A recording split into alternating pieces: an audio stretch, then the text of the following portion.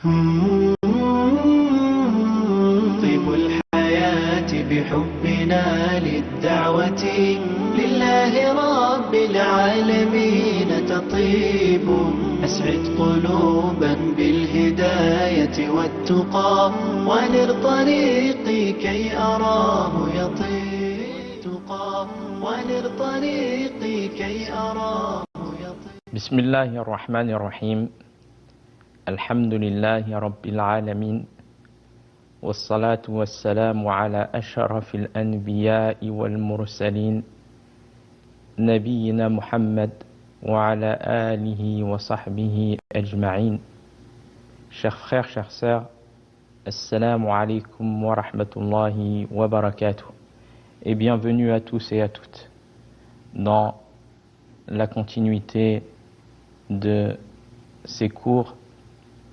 Et après avoir donné le commentaire de ce noble hadith, Innamal a'malu binniyat, que les œuvres ne valent que par leur intention, le hadith rapporté par Omar ibn al-Khattab radiyallahu anhu,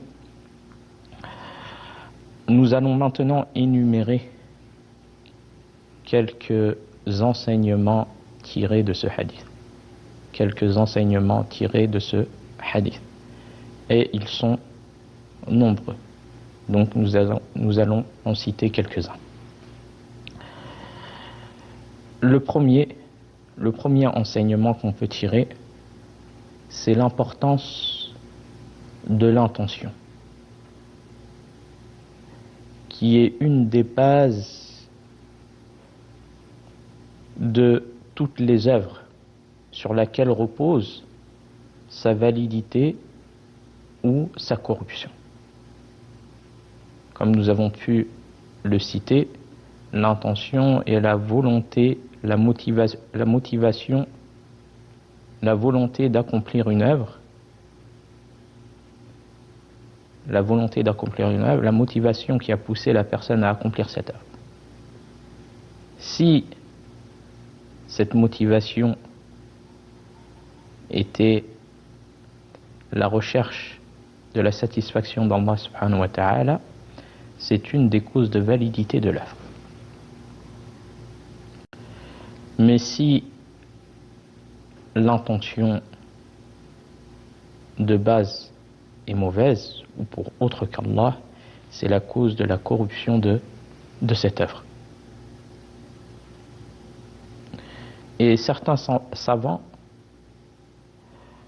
ont dit que l'islam est basé sur deux hadiths. L'islam est basé sur deux hadiths. Le premier de ces hadiths, c'est le hadith que nous avons expliqué. Le hadith rapporté par Omar, radiyallahu anhu. Innamal a'malu binniyat, que les actes ne valent que par leurs intentions. Et le deuxième hadith est le hadith rapporté par Aïcha, radiyallahu anha, où le prophète alayhi salatu wa salam a dit: Man amila amalan laysa alayhi amruna fahuwa radd. Celui qui accomplit une œuvre qui n'est pas sous nos ordres la verra rejetée. Et le hadith Omar, Innamal a'malu binniyat, que les actes ne valent que par leurs intentions, ceci est la base des œuvres du cœur. Car elle est liée à quoi? À cette base fondamentale qui est l'intention. Et l'intention, sa place, elle est dans le cœur. Et elle n'est aucunement prononcée par la langue. Tandis que le hadith de Aïcha, radiyallahu anha, quiconque accomplit une œuvre qui n'est pas sous nos ordres la verra rejetée. Ceci est la base des œuvres du corps.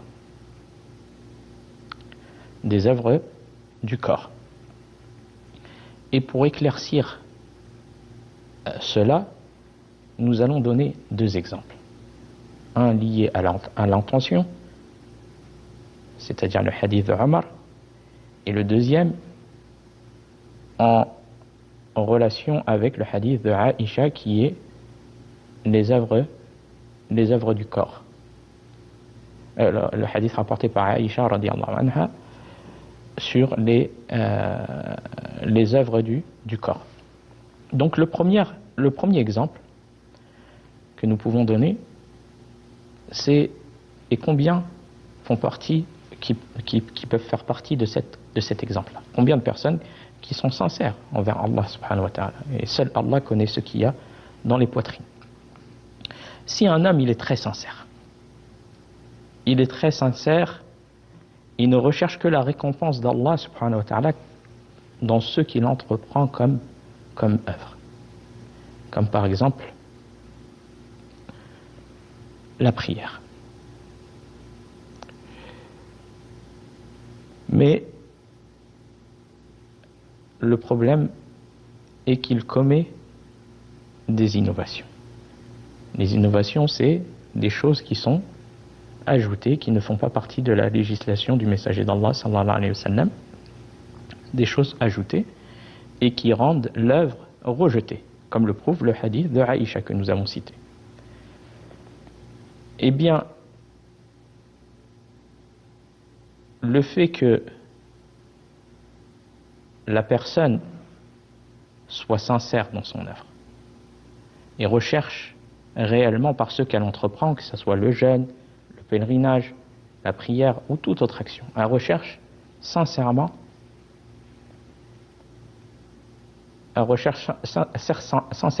la satisfaction d'Allah par cette œuvre. Elle a réuni la première condition qui est la sincérité. Mais le problème est le fait d'avoir accompli une chose qui n'est pas légiférée, d'avoir ajouté, d'avoir commis une innovation qui n'est pas conforme à la sunna du prophète alayhi salatu wassalam dans l'acte accompli. Et les musulmans sont unanimes sur le fait que si par exemple une personne qui dit moi j'aime Allah subhanahu wa ta'ala, et nombreuses sont ces personnes, j'aime Allah subhanahu wa ta'ala, donc au lieu de prier la prière du Dhuhr, 4 unités de prière, je vais en prier 5, et cela par sincérité envers Allah, en recherchant la satisfaction d'Allah par cela, et pour mon amour envers mon Créateur. N'importe quel musulman, il va dire cela n'est pas accepté. Cela n'est pas accepté. Et personne ne va dire que tu es dur dans le jugement que tu donnes. Mais tout le monde va dire c'est pas accepté. Il a prié 5 unités de prière. Mais lui, il est sincère dans ce qu'il fait. Pourquoi ? Parce que la deuxième condition, c'est d'être en conformité avec la sunna du prophète alayhi salatu wassalam. Car le prophète alayhi salatu wassalam, il dit dans un hadith, Sallu kama ra'aytumuni usalli. Priez comme vous m'avez vu prier. Donc, il y a un ajout. Donc, les gens sont unanimes sur cela. Et pourquoi pas unanimes sur aussi, de manière équivalente, sur tous les autres actes. Tous les autres actes. Si cet acte-là n'est pas en conformité avec la sunna du prophète Mohammed alayhi salatu wassalam, même s'il a réuni la condition de la sincérité, elle sera rejetée. Et où est la preuve ? C'est la parole du prophète alayhi salatu wassalam. Celui qui accomplit une œuvre qui n'est pas sous nos ordres, sous la législation du messager d'Allah sallallahu alayhi wa sallam, qu'est-ce qu'il se passe ? Il la verra rejetée. Donc, on voit par cela l'importance de réunir les deux conditions. L'insincérité, mais aussi d'être en conformité avec la sunna du prophète sallallahu alayhi wa sallam. Le deuxième exemple, la personne, dans le deuxième exemple, elle prie par exemple. Et tous ces gestes qu'elle accomplit dans sa prière sont en conformité avec la sunna du prophète Mohammed sallallahu alayhi wa sallam. Mais cette prière est faite par ostentation. Cette prière est faite par ostentation. Donc on a la deuxième condition dans cet exemple-là, qui est la conformité avec la sunna du prophète, mais elle est dépourvue de la première condition, qui est la sincérité de l'acte pour Allah. Et bien, de même, cette œuvre ne sera pas valide. Donc on déduit par cela, par les exemples que nous venons de citer, que si l'intention est corrompue, l'œuvre est forcément corrompue. Mais cependant, si l'intention n'est pas corrompue, l'intention est bonne et sincère pour Allah, l'œuvre ne l'est pas nécessairement. Ne l'est pas nécessairement. Car elle doit aussi remplir la seconde condition, qui est la conformité à la législation du messager d'Allah, alayhi salatu wa salam. Le deuxième enseignement qu'on peut tirer est que l'intention est une condition pour toute adoration, comme la prière, le jeûne, l'aumône, le pèlerinage, la umrah. Pourquoi ? Car, du hadith que nous avons expliqué, les actes ne valent que par les intentions, que par leurs intentions. Et ici, il est important de préciser un point important, qu'il est impossible d'accomplir ces actes sans intention préalable. Pourquoi ? Car comme on l'a cité, l'intention, c'est la ferme volonté d'accomplir une chose. Par exemple, une personne qui se lève le matin et qui va à la salle de bain pour faire les ablutions, dans le but de quoi ? D'aller prier la prière du Fajr. Elle a automatiquement mis l'intention d'accomplir cette œuvre. Elle a automatiquement mis l'intention d'accomplir cette œuvre. La personne qui ouvre la porte pour se diriger à la mosquée pour la prière du Fajr ou pour la prière du Dhuhr, elle a l'intention automatique d'aller accomplir cette prière pour laquelle elle est sortie. Pour laquelle elle est sortie. Donc les actes sont forcément accompagnés d'intention. Les actes, ils sont forcément accompagnés d'intention. Et que, sauf pour une personne, celle qui a perdu la raison. C'est pour ça que celle qui a perdu la raison, il n'y est pas obligatoire de prier, il ne lui est pas obligatoire de jeûner, ni de faire le pèlerinage, jusqu'à ce qu'elle recouvre la raison lui revienne. Donc c'est une des conditions de validité de toute adoration, d'avoir une intention de départ. Et le fait qu'on sache que les actes sont forcément accompagnés d'intention, ça ferme la porte à qui ? Au diable, qui est notre ennemi déclaré. Et qui vient perturber le croyant, qui vient perturber la croyante dans son intention. Or que comme quoi tu n'as pas eu l'intention, par exemple, d'accomplir la prière, par exemple, du Fajr ou la prière du Dhuhr. Or que nous avons cité que l'intention est forcément présente, parce que tu ne t'es pas dirigé pour faire les ablutions pour accomplir cette prière, si ce n'est que tu as eu une intention qui l'a précédée.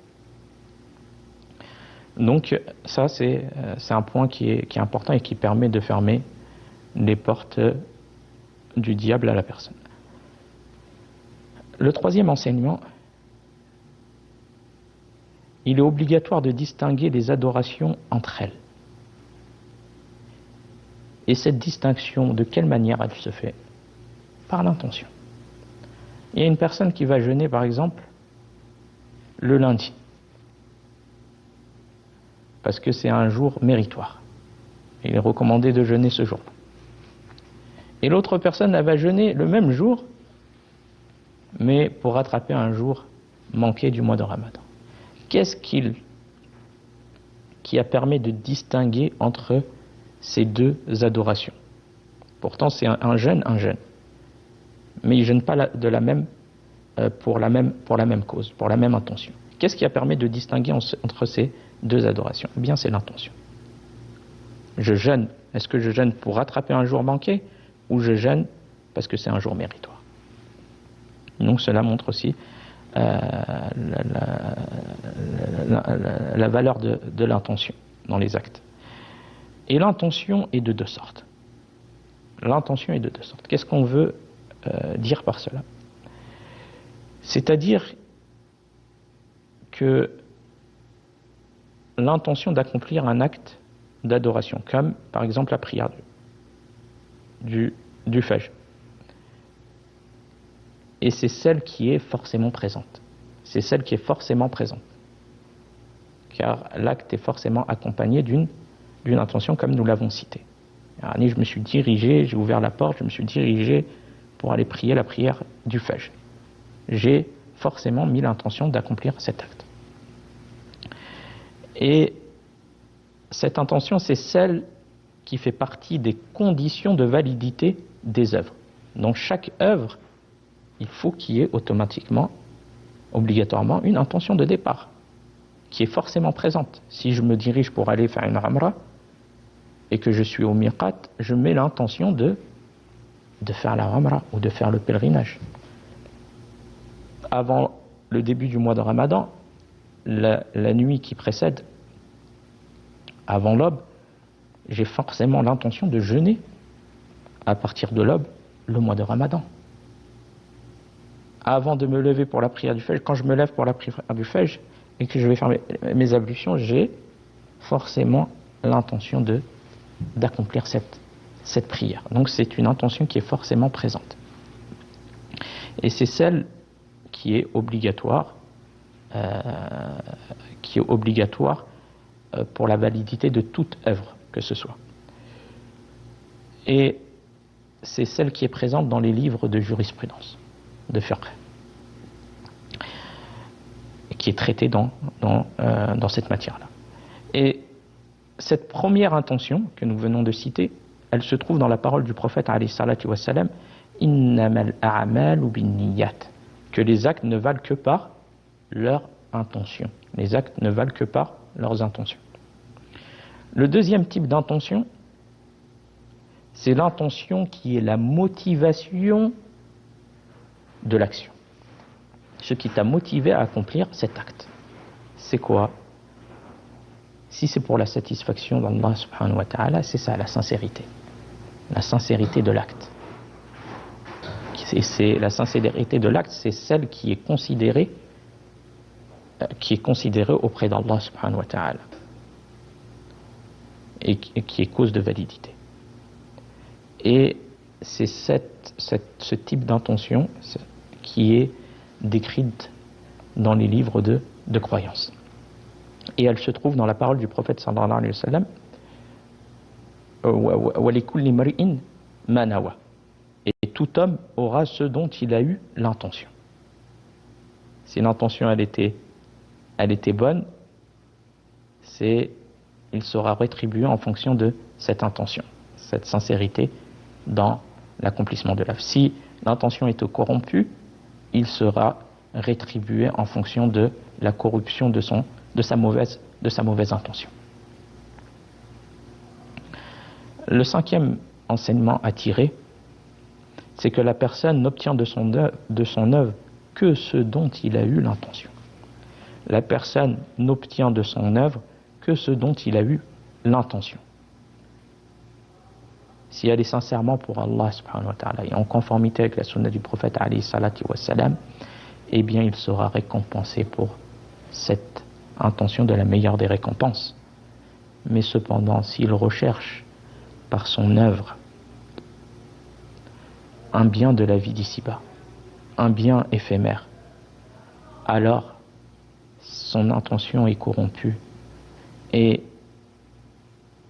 il n'aura ce qu'il recherchait si seulement Allah il le veut. Comme Allah Azza wa Jal il dit subhanahu wa ta'ala, Man kana yuridu al-ajila عجلنا له فيها ما نشاء لمن نريد ثم جعلنا له جهنم يصلاها مذموما مدحورا. À celui qui désire la vie immédiate par ses œuvres de l'au-delà, nous accordons ici-bas ce que nous voulons à qui nous voulons, puis nous le vouons à l'enfer où il entrera honni et éloigné de la miséricorde d'Allah, qu'Allah nous en préserve. Donc, ce qui prouve que si la personne œuvre par ses œuvres de l'au-delà, elle a une intention de rechercher un bien de ce bas monde vil et éphémère, au détriment de l'au-delà qui est éternel, alors Allah lui donnera ce qu'il recherche, mais seulement si Allah le veut. C'est-à-dire que, qu'en plus de perdre la récompense de l'au-delà, il se peut qu'il n'obtient même pas ce qu'il recherche de ce bas monde par son œuvre d'apparence, par son œuvre qui est méritoire. Il se peut qu'il n'obtienne même pas ce qu'il recherche de ce bas monde et qu'il fasse partie des perdants dans les deux demeures, qu'Allah subhanahu wa ta'ala nous préserve et nous donne la sincérité dans nos œuvres. Wa fil khitam hada wallahu a'lam wa sallallahu ala nabiyyina Muhammad wassalamu alaykum wa rahmatullahi wa barakatuh. أسعد قلوبا بالهداية والتقى ونر طريقي كي أراه يطير